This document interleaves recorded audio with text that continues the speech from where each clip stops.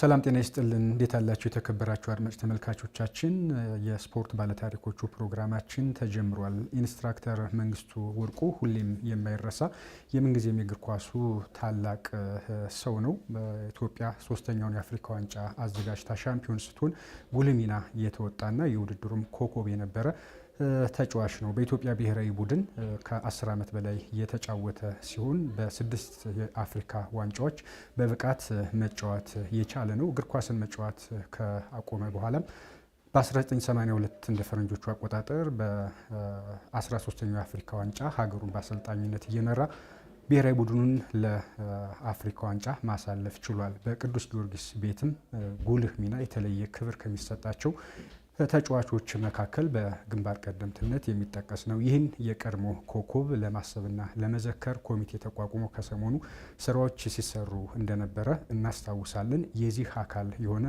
መንግስቱ ወርቁ የእግር ኳሱ እንቁ የተሰኘ መጽሐፍም በዶክተር ሰለሞን በርሄ ተዘጋጅቶ እንደተመረቀ እናስታውሳለን ዛሬ የመጽሐፉን ደራሲ ዶክተር ሰለሞን በርሄን ስቱዲዮአችን ጋብዘናል በቆይታችንም ስለ ኢንስትራክተር መንግስቱ ወርቁ እግር ኳሱ ላይ ስለሰራቸው ስራዎች ከመጽሐፉ ጋር ያያዘን ሐሳቦችን ያነሳን የጋራ ቆይታ የምናደርግ ይሆናል ባዘው መኮንን ፕሮግራሙን ወደናንተ የማደርስ ይሆናል አብራችሁ እንድትቆዩ ነው በአክብሮት የምንጋብዘው የዚህ ፕሮግራም አጋራችን ደግሞ ኢትዮ ቴሌኮም ነው ዶክተር በጣም አመሰግናለሁ ስቱዲዮአችን ስለተገኙ ዘርስትልኝ እሺ ያው እንኳን ደስ ያለዎት ማለት እንፈልጋለን መንግስቱ ወርቁ በኢትዮጵያ እግር ኳስ ታሪክ ውስጥ ያለው አሻራ የሰራው ታሪክ ይታወቃል ይህን መጽሐፍ በዚህ መልኩ አዘጋጅቶ ማቅረብ ለሶም ክብር ነው ያስባለሁ እንደ ሀገር ካለው ጉልህ አበርክቶ በተጨማሪ በድጋሚ እንኳን ደስ ያለዎት ማለት ፈልጋለሁ እንኳን አብሮ ደስ አለን ወደ ውይይታችን ከመሄዳችን በፊት ዶክተር ሰለሞን በርሄ ማን ናቸው የሚለውን ባጭሩ ስለልሶ ተወልጄ ያደግኩት አዲስ አበባ ነው አሁን ኢሲ የተሰራበት ቦታ ላይ ነው በ1950 ዓመተ ምህረት ነው የተወለድኩት እዚሁ አዲስ አበባ ውስጥ ከ12ኛ ክፍል ተምሬ በጎንደር ሕክምና ሳይንስ ኮሌጅ ሕክምና አጥንቻለሁ ከዛ በኋላ 2 የመጀመሪያ ዲግሪዎች 4 የሁለተኛ ዲግሪዎች እና ደግሞ 1 ፒኤችዲ ተምሬያለሁ ባለትዳርና የሁለት ወንዶች ልጆች አባት ነኝ እናመሰግናለን ወደ መጽሐፉ ከመግባታችን በፊት ምናልባት ለእግር ኳስ ፍቅር ነበርዎት አልፏል በዛ መልኩ አባቴ የኢትዮጵያ እግር ኳስ ፌዴሬሽን የአርቢትርና ዲሲፕሊን ኮሚቴ አባል ነበር ገና ከ4 ዓመት ዕድሜ ጀምሮ ኳስ ሜዳ ይዞኝ ይገባ ነበር ከዛ በኋላ ያው ኳስ የህይወቴ አንድ አካል ነው ብዬ ነው የማስበው እግር ኳስ ያላየሁበት ሀገር ውስጥም ሆነ የውጪ ያላየሁበት ጊዜ የለም እኔ ያልተከታተልኩት እንግዲህ በኔ እድሜ የኢትዮጵያ ፉትቦል ታሪክ አለ ብዬ አላስብም ዶክተር ያው የቀድሞውን የእግር ኳሱ የምንጊዜም ህያው ኮከብ ለማሰብ መንግስቱ ወርቁ የእግር ኳሱ እንቁ የሚል መጽሐፍን ለህትመት አብቅተዋል ምናልባት በድጋሚ ስለ መጽሐፉ እንደው ከማንሳታችን በፊት ከኢንስትራክተር መንግስቱ ወርቁ ጋር በደንብ ሲጫወት ወይም በስልጠናው ሲያልፍ ትውውቅ ነበራችሁ በቅርበት አባቴ ካወረሰኝ 2 ነገሮች ውስጥ አንዱ ብዬ የማስበው እግር ኳስን ነው ቅዱስ ጊዮርጊስን እጅግ በጣም ይወድ ስለነበር ቅዱስ ጊዮርጊስ ይሄ ነው መንግስቱ ወርቁ ደግሞ የሚባለው ያ ነው እኛ የምንደግፈው ይሄን ቡድን ነው እያለ ያው ከልጅነት ጀምሮ የቀረጸብኝ ነገር አለ እንግዲህ በዛ እድሜ ጀምሮ ታላቁ መንግስቱ ወርቁ ሲጫወትም ሲያሰለጥንም የማየት እድል አግኝቻለሁ እሱን እያየሁ በማደጌም እድለኛ ነኝ ብዬ አስባለሁ ተጨማሪ ነገሮችን እናንሳ ምናልባት የመንግስቱ ወርቁን ግለ ታሪኩን በእግር ኳሱ ያለፈበትን መንገድ የሰራቸውን ስራዎች የሰራቸውን ታሪኮች ወደ ህትመት ለማምጣት መጽሐፉን ለመጻፍ ያነሳሳዎት ምክንያት ምንድነው እንደው መቼ ተጀመረ በመሰረቱ እኔ ይሄ መጽሐፍ የወንጌ መጽሐፍ 20ኛ መጽሐፌ ነው ነገር ግን በእኔ እምነት በእኔ እርካታ ሁሉም ይህን መጽሐፍ አያክሉም አንድ ነገር አሳካሁ ብዬ የምለው የእሱን ህይወት ታሪክ በመጽሐፌ ነው ከዚህ በፊት የሌሎች ህይወት ታሪክ ብዙ ጽፌያለሁ አሁንም የሌላ ሰው የህይወት ታሪክ እየጻፍኩ ነው። የእሱን የሚያክል ግን ፈረንጆቹ ፊዘር ኢን ዋን ስኬፕ ይሉታል። ባርኔጣችን ላይ የምናውላት የዶሮ ላባ እንደ ጌጥ ናት። ለእኔ ጌጥ ነው፣ ትልቅ ማዕረግ ነው። እና ይህን መጽሐፍ በመሰረቱ ለማዘጋጀት አስቤ የነበረው የዛሬ 6 ዓመት ገደማ ነበረ። በተለያዩ ምክንያቶች ተውኩት።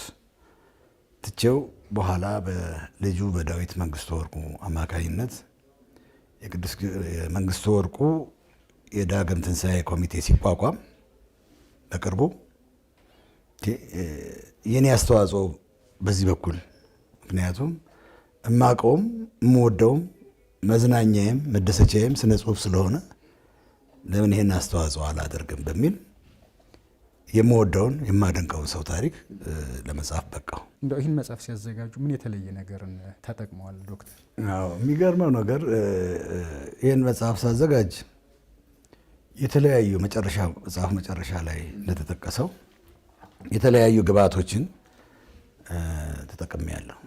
የተለያዩ የስነ ጽሁፍ የራሱ ቪዲዮዎቹን ራሱ ሲናገር አሜሪካን ሀገርም ኢትዮጵያ ውስጥም ለተለያዩ ሚዲያዎች የሰጣቸውን መረጃዎች፣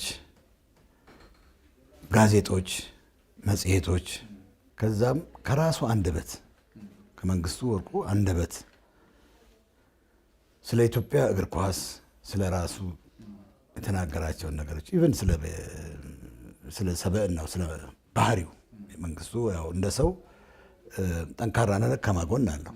ስለ ግል ባህሪው የተናገራቸውን ነገሮች ለማካተት ሞክሬያለሁ። ይህን መጽሐፍ በይበልጥ ግን ልዩ የሚያደርገው ከ61 ይሁን 62 ገጽ ጀምሮ ያለው የመንግስቱ ወርቁ የሥራ ባልደረቦች አብሮት የተጫወቱ ያሰለጠናቸው አድናቂዎቹ ዛሬም በትልቅ ደረጃ የሚታሰቡት እንደ ኢንስትራክተር ሰውነት ቢሻው አይነቶች እሱ የኮሚቴውም አባል ነው።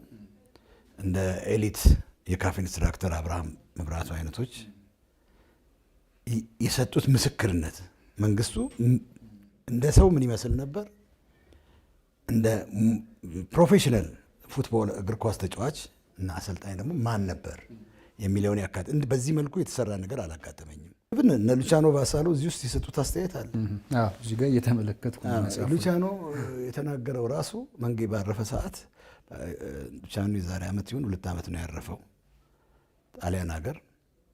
ኢታሎም ከዛ በኋላ አርፏል ወንድሙ፣ እሱም የመንግስቱ ጓደኛ ነው። እኛ ከሱ እኩል አይደለንም፣ እሱ በብዙ መልክ የሚበልጠን ተጫዋች ነው ብለው የመሰከሩለት ሰው ነው። በቮይስ በተቀረጸት በራሳቸው አንደበት የኢትዮጵያ እግር ኳስ ተነስቶ መንግስቱ ወርቁን አለማንሳት ማለት ምን ማለት ነው? አሁን በሚቀጥለው ታህሳስ 7 የፊታችን ታህሳስ 7 15 ዓመቱ ነው ካረፈ። 2003 ነው።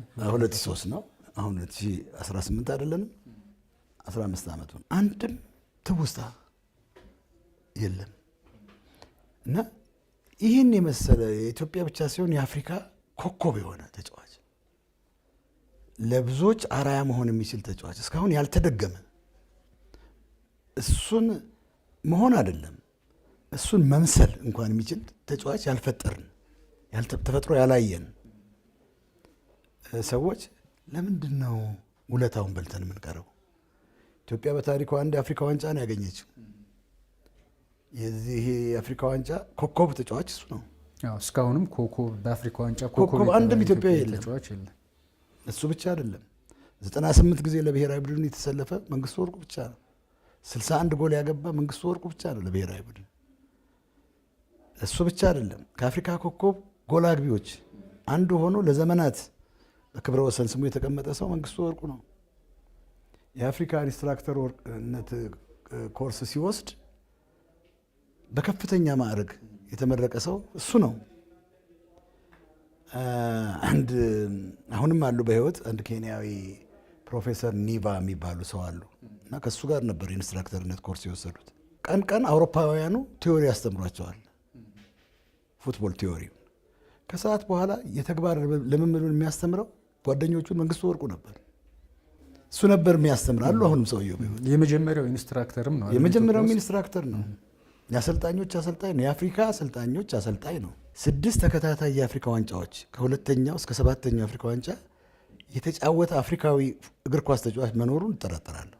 የመጨረሻ ኳስ ሲያቆም 7ኛው የአፍሪካ ዋንጫ ሱዳን ላይ ነበር፣ ካርቱም ነበር የተካሄደው።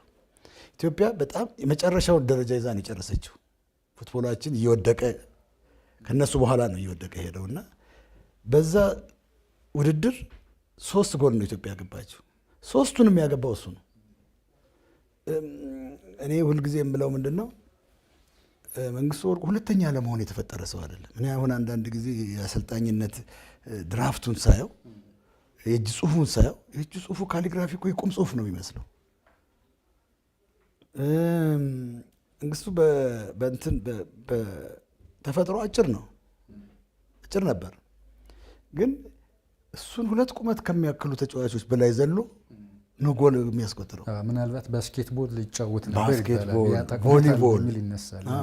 አሁን መድኃኒዓለም ትምህርት ቤት ሲማር ከጋምቤላ የሚመጡ ረጃጅም ተጫዋቾች ነበሩ፣ ተማሪዎች ነበሩ እና ቮሊቦል ሲጫወቱ እሱ ነው ደፋቂው ከነሱ በላይ ዘሎ እና የኢትዮጵያ የ100 ሜትር የኢትዮጵያ ተማሪዎች የ100 ሜትር ባለ ሬከርድ እሱ ነው፣ አንደኛ እሱ ነው በዘመኑ።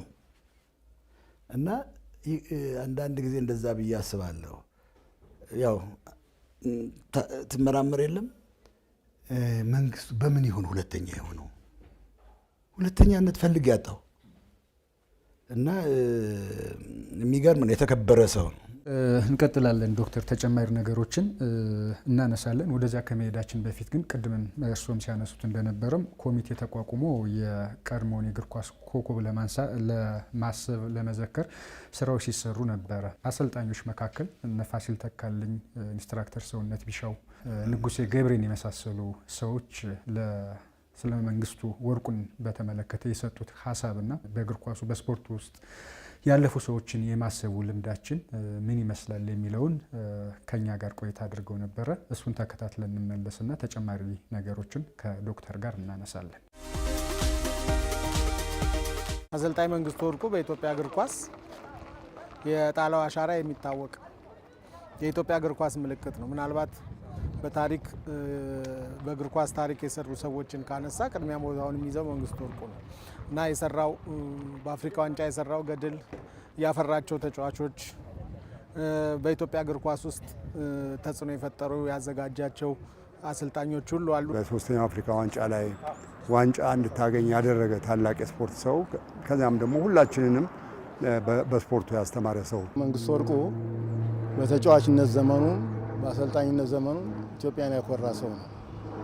ትልቅ ውለታ የሰራ ነው እና በተጫዋችነት ዘመኑ ትልቅ ተጫዋችና ጎል አግቢ፣ ከዛም በኋላ ወደ አሰልጣኝነት ከመጣም ደግሞ በአሰልጣኝነቱም ኢትዮጵያን ከፍተኛ ደረጃ ያደረሰ ሰው ነው።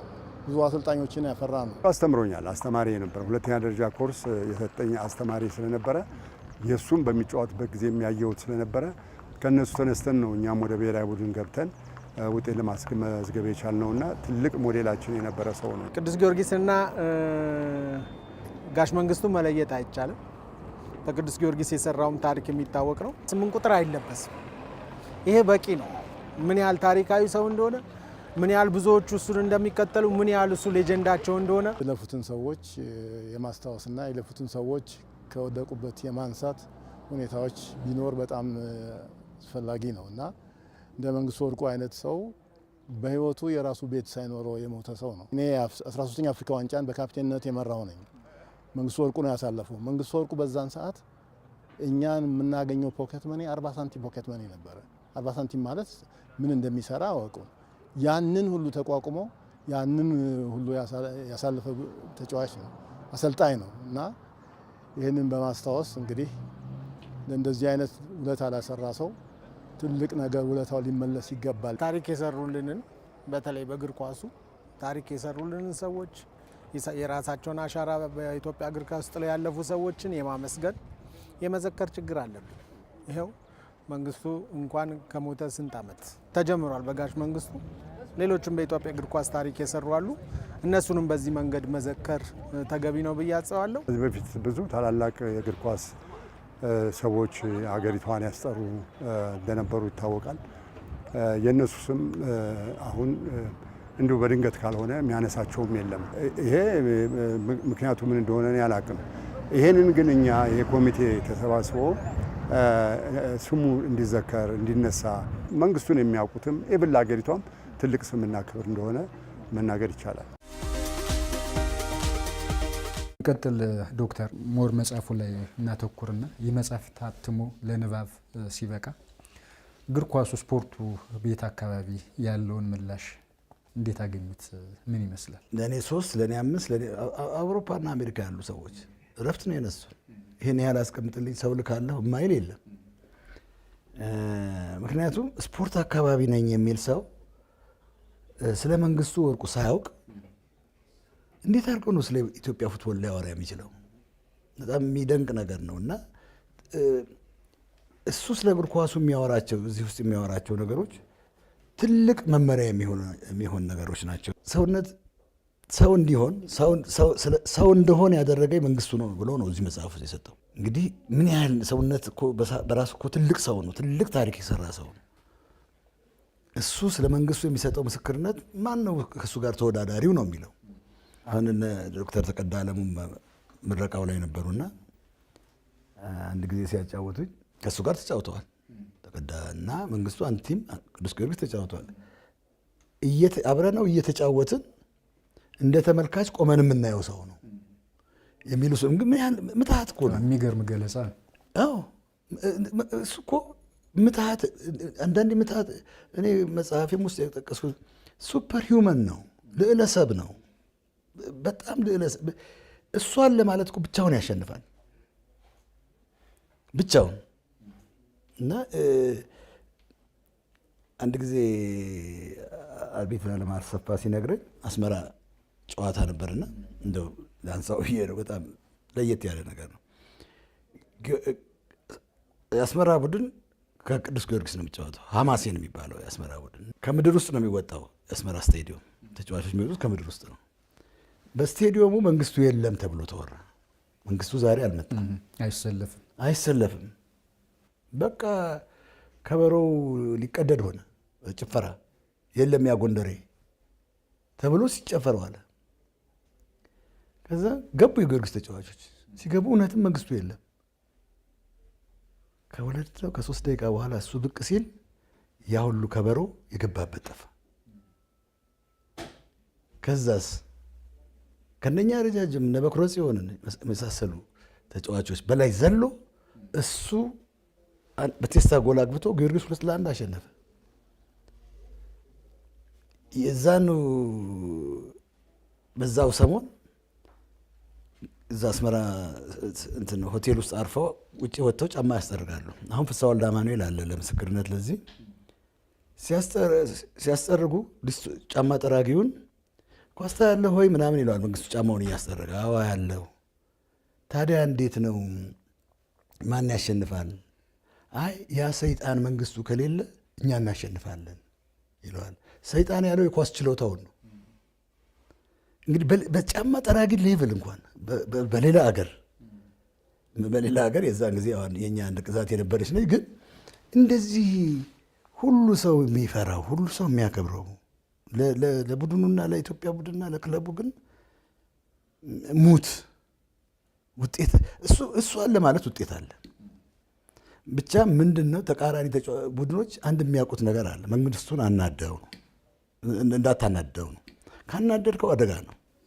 ቁጡም ነው ይባላል። ቁጡ ነው፣ እልህኛ ነው፣ ኩሩ ነው። ማን ነው እሱን ነክቶ በሰላም የሚሄድ?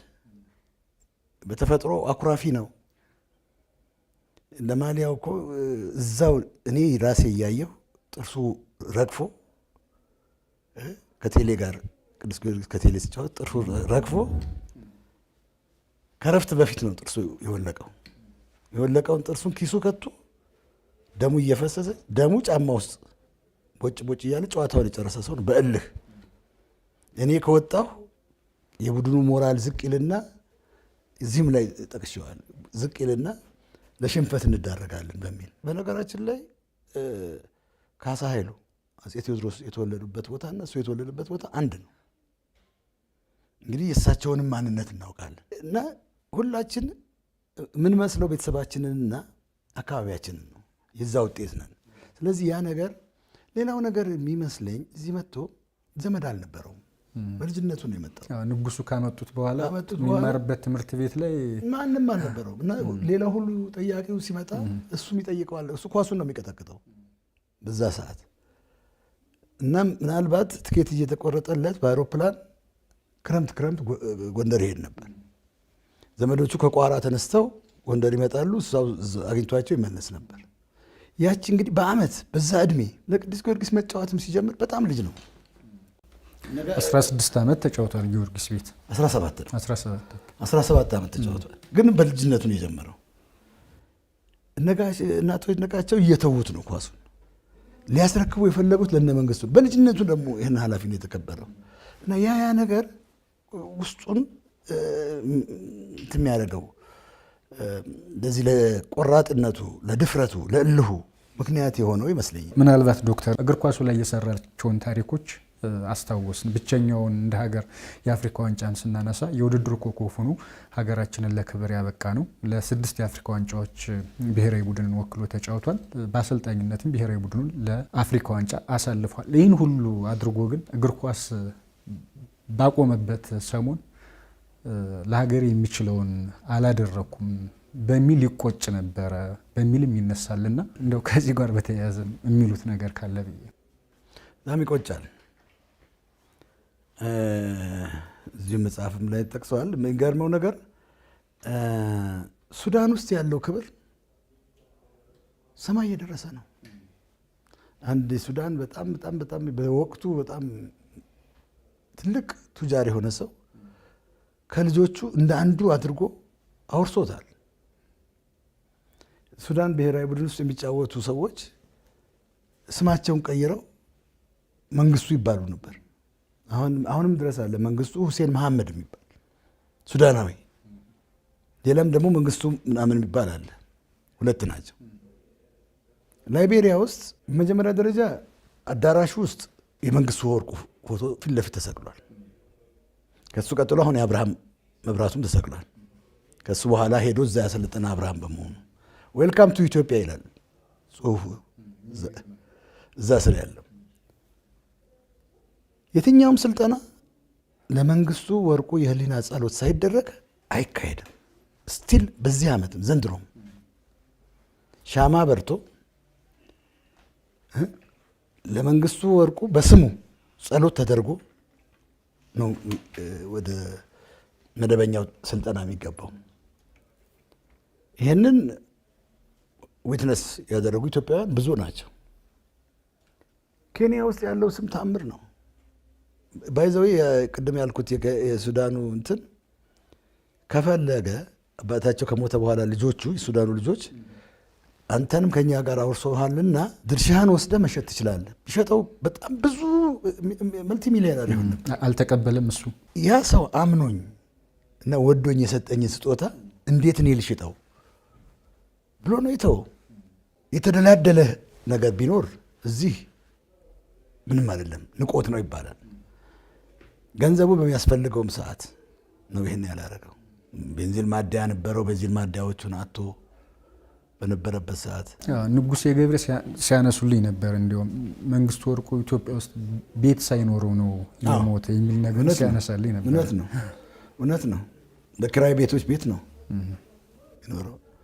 እኛ እኮ ቤቶች አሉ አይደል? እኛ እንኳን እሱ እኮ ንጉሠ ነገሥት እኮ ነው እግር ኳስ። እንዴት ንጉሠ ነገሥት ቤተ መንግስት ነው እኮ ሊኖረው የሚገባ የነበረው።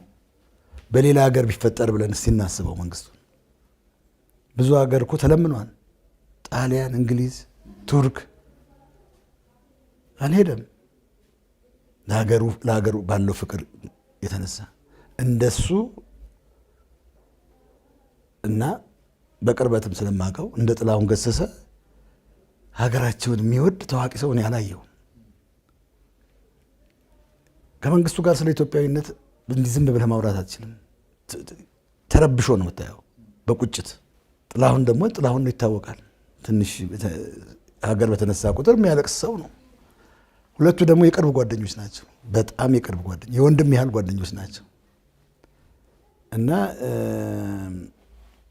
አሁን ይሄ የዚህ ቁጭት የሰሞኑ ቁጭታችን የዚህ ኮሚቴ መቋቋምም ይህን ሁሉ ያደረገልንን ሰው ምን አደረግንለት? ምንም። እንዴት ነው ሀገር ልንገነባ የምንችለው? ቀጣይ ትውልድ፣ ቀጣይ የእግር ኳስ ትውልድ እንዴት እናምጣ? አልደገምነውም። መንግስቱ ወርቁን አርጀንቲና ከማራዶና በኋላ ሜሲ መጥቷል። ፖርቱጋል ከሉዊስ ፊጎ በኋላ ክርስቲያኖ ሮናልዶ መጥቷል። እኛ ለምንድን ነው ከመንግስቱ ወርቁ በኋላ? እሱን የሚያክል አይደለም፣ እሱን የሚያክል ሊኖር አይችልም። ይህም መናገር ይከብዳል። አይፈጠርም ብሎ በአምላክ ስራ መግባት ይከብዳል። ግን ይህንን እኔ አፌን ሞልቼ እናገራለሁ። መንግስቱን የሚያክል ሰው መፈጠር አይቻልም። ኢትዮጵያ ውስጥ መፍጠር አይቻልም። በምኑም አካዳሚካሊ ብንወስደው አንደኛ ነው። ምሩቅ ነበር አይደል? ቴክኒክና አዎ አንደኛ ነው። የትኛውም ልምምድ በሆነ ቁጥር አንደኛ ኤ ነው። ሁሌም ኤ ነው። በሁሉም ነገር ኤ ነው። በሰብዕናው ብትወስደው የመጨረሻው ደግ ፍጡር መንግስቱ ወርቁ ነው። አንድ ቀን ለራሱ ጥቅም ጠይቆ የማያውቅ ሰው። ጊዮርጊስ እኮ በነፃ ነው ነበር የሚጫወተው። 17 ዓመት 5 ሳንቲም ሳይወስድ ማን ነው ይሄን የሚያደርግ? 17 ዓመት ሙሉ 5 ሳንቲም። ለጊዮርጊስ እኮ ተጫውቶ ወደ መድኃኔዓለም ትምህርት ቤት አዳሪ ነበር። ሲሄድ በእግሩ ነው የሚሄደው። ተጫውቶ 90 ደቂቃ ተራግጦ ተፈንክቶም ደምቶም ሲሄድ ሄዶ ራት ያጣል። የራስ ሰዓት አልፏላ። የተማሪዎች የራስ ሰዓት ውሃ ጠጥቶ ነው የሚተኛው። ስለ ታማኝነቱ አያይዘን እናንሳው ብዬ ነው ዶክተር። ያው ቅድም እንዳነሳ ነው ቴክኒክና ሙያ ምሩቅ ነው። መብራት ኃይል ይሰራ ነበር። መጀመሪያ መስራት ጠይቀውት ነበር አይደለ እንዲጫወትላቸው። ግን እሱ ከጊዮርጊስ መለያ ውጭ አለብስም ብሎ ከስራም እንደተባረረ ይነሳል። ይሰራው መብራት ኃይል ነው። መብራት ኃይልና ጊዮርጊስ ተጫውቶ ጊዮርጊስ 3-1 አሸነፈ። ማን አገባ? መንግስቱ። 5-1 አሸነፈ። ሶስቱም ማን አገባ? መንግስቱ። እንዴ የዛን ጊዜ ሰይፉ ማስላሴ ይባሉ ነበር ስራ አስኪያጁ። ጠርተው እንዴት ነው ምናምን እንደዚህ እኛ ጋር እየሰራ የእኛን ደሞዝ እየበላ እንዴት እዛ እየተጫወት? ግን በሩን ዘግቶባቸው ነው ሄደው። አላባረሩትም። እናንተ ስራ መደበኛ ስራ ነው፣ ከጊዮርጊስ ግን ልትነጥሉኝ አትችሉም ብሎ ነው ጥሎ የወጣው። ምንም ስሙኒ ሳይኖር በእግሩ ነው ሄደው። ጊዮርጊስም እኮ ይህን ያህል ደጋፊ ያፈራው በሱ ነው። በመንግስቱ ወርቁ እሱ እኮ የቲሙ ተጫዋች ብቻ እኮ አለ፣ መሪም ነው። ባይጫወት እንኳን የእሱ መቆም ውጤት አለው። መንግስቱ አለ መባል ቲሞች እኮ መጀመሪያ የሚጠይቁት እኮ መንግስቱ አለ የለም ነው። ሀረር ሲሄድ እንደዛው ነው። የመጀመሪያ በጊዮርጊስ ማሊያ የተጫወተ ለታ ከዛ በፊት ታኬት አድርጎ አያውቅም። ድሬዳዋ ነው ከኮተን ጋር ነበር የመጀመሪያ ጨዋታውን ሲያደርግ እና በባዶ እግሩ ሊገባ ሲል በባዶ እግሩ መጫወት አትችልም ተብሎ ከአንድ ሪዘርቭ ከነበሩ ሰውዬ ታኬት አድርጎ ገባ። 3-1 ነበር እስከ ረፍት እሱ እስከሚገባ የነበሩት። እሱ ገብቶ 3 አግብቶ ከየት መጠን እንግዲህ የኮተን ተጫዋቾች እኮ ጥርብ ነው የሚያካክሉት። እሱ ደግሞ የመንግስቱን የልጅነት ፎቶ ብታየው ቀጭንና አጭር ነው። እኔ እንግዲህ ብዙ ነገር በልምምድ ብቻ አይመጣም። በተፈጥሮ የተሰጠው ነገር አለ። ታለንትድ ነው። የተከበራችሁ አድማጭ ተመልካቾቻችን የኢንስትራክተር መንግስቱ ወርቁን የእግር ኳስ ህይወት የሰራቸውን ታሪኮች በተመለከተ መንግስቱ ወርቁ የእግር ኳሱ እንቁ በሚል ከሰሞኑ መጽሐፍ ካሳተሙት ከዶክተር ሰለሞን በርሄ ጋር ነው ቆይታ እያደረግን የምንገኘው። ቆይታችን አሁንም ይቀጥላል። አብራችሁ እንድትቆዩ ነው በድጋሚ በአክብሮት የምንጋብዘው።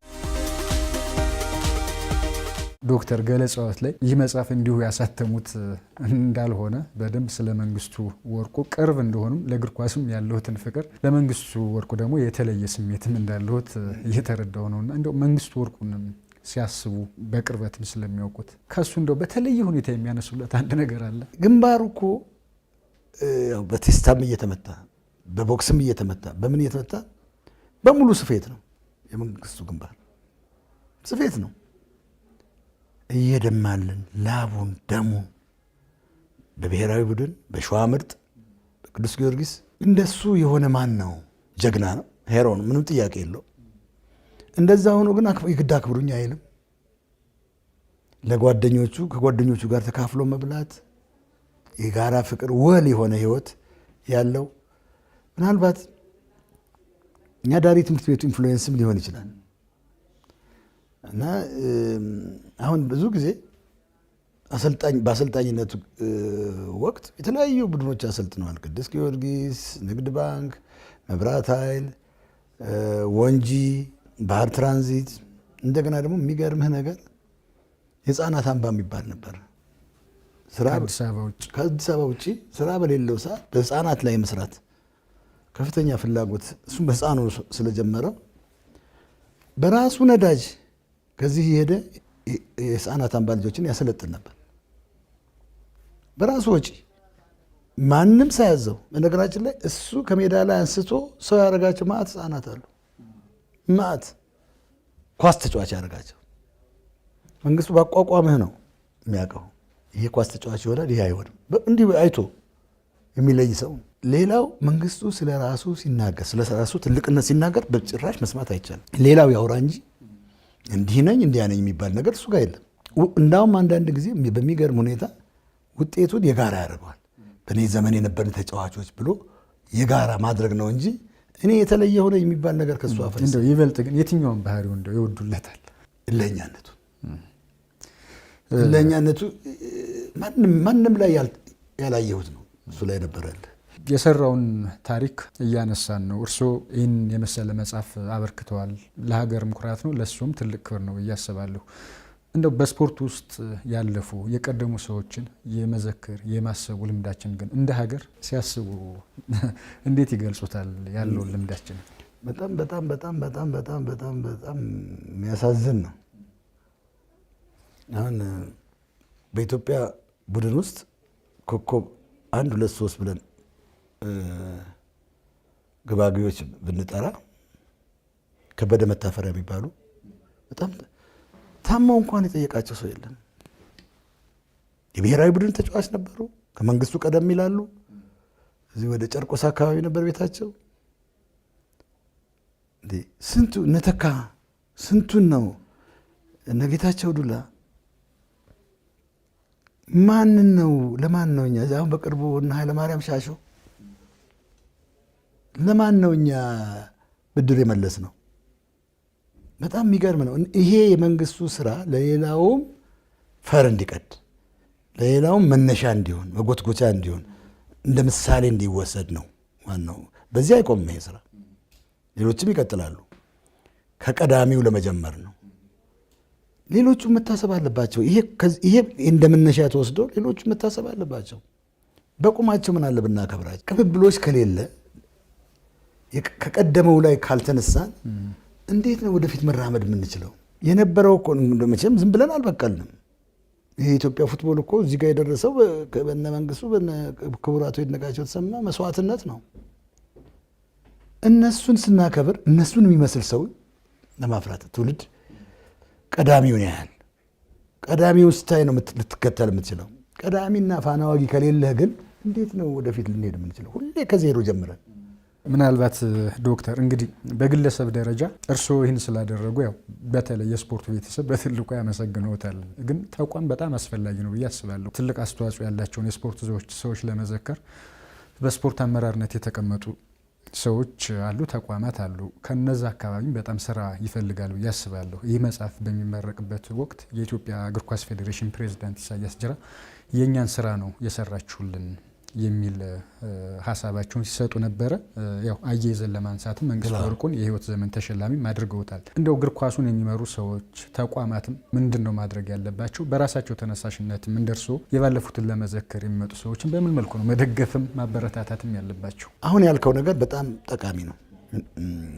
ይሄ በግለሰብ ከሆነ የሚሰራው ይበጣጠሳል፣ አንድ ቀን ይቆማል። ተቋማዊ ካላደረግነው ኃይል፣ አቅም፣ ብርታት ሊኖረው አይችልም፣ ቀጣይነትም ሊኖረው አይችልም። ስለዚህ በተቋም ነው መያዝ ያለበት ይሄ ነገር። ታሪክን ቀደምትን ለሀገር ውለታ የከፈሉ ሰዎችን ዋጋቸውን በትንሹም እንኳን የምንከፍልበት ሁኔታ መመቻቸት አለበት።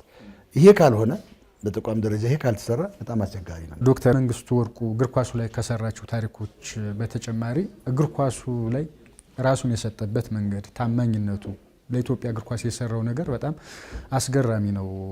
ያው እሱ በነፃ ይጫወት ነበረ፣ ለቡድኑን አስበልጦ ራሱን ሰውቶ በነፃ ይጫወት ነበረ። ዛሬ ያለንበት ዘመን ደግሞ ይታወቃል። እንዲያው አሁን ያሉት ተጫዋቾች ከመንግስቱ ወርቁ ምን ይውሰዱት ይላሉ?